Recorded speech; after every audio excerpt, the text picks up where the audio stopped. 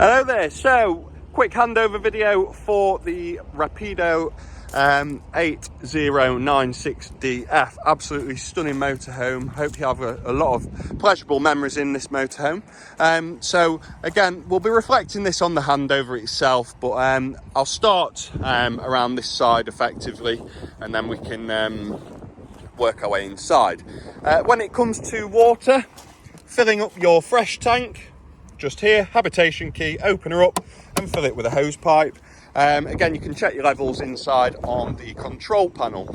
Now, when it comes to winterizing and draining off the motorhome, you've got 3 drain off points. You've got your wastewater release valve, which is just here. And in terms of the freshwater release valve, so to empty that fresh tank, you're basically flipping open this hatch in here, or down even. So here's the fresh water.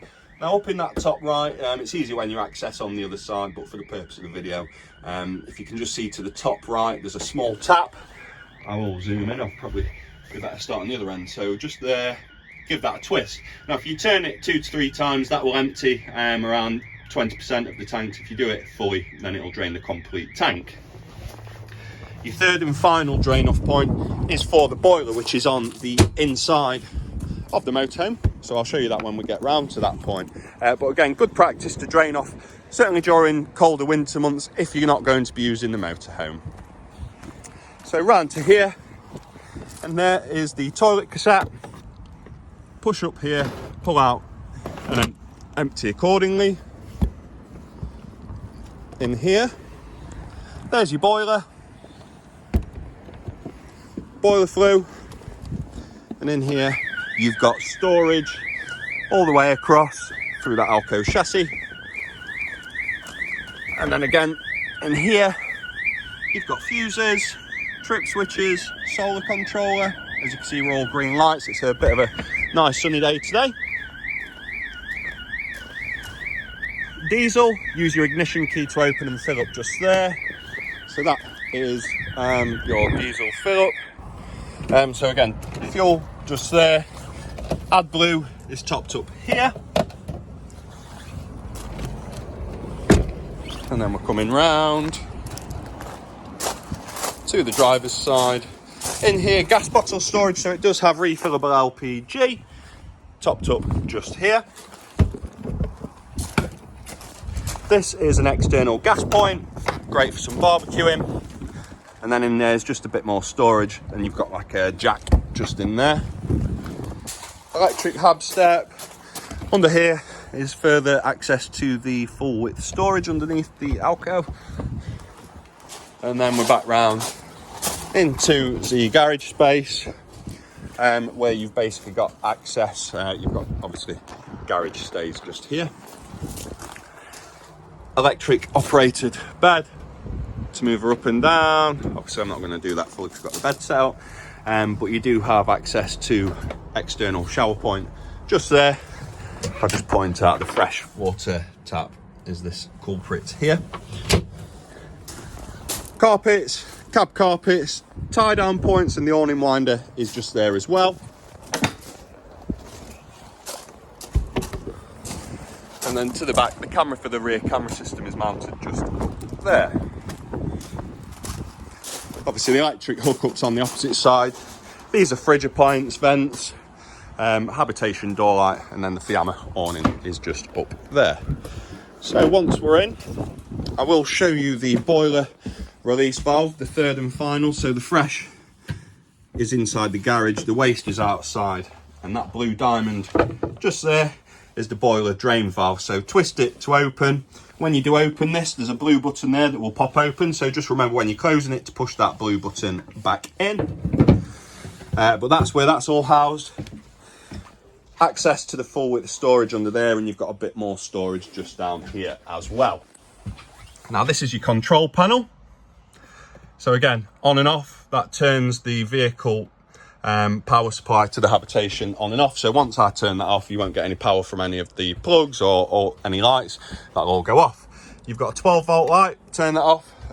You've still got power access, but that cuts off all the lights. The lights do have their own individual switches as well. That's your water pump. You need that on to get water out of the taps in the shower.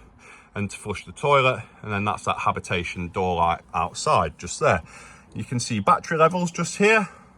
So this one here, habitation, and then the bottom one is your vehicle battery, just there. This one shows what's in the fresh tank, so about just over 2/3 full, and then you can adjust brightness and whatnot just here. That's just showing that the vehicle is aware that we're on electric hookup. This is your heating and hot water. So again, push to select and twist to scroll. But basically, you're going to show the current internal temperature.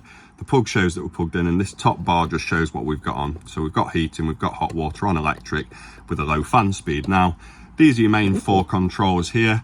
Thermometer in a motorhome controls the heating. So if I press on it, I can go all the way up to 30 or all the way to off.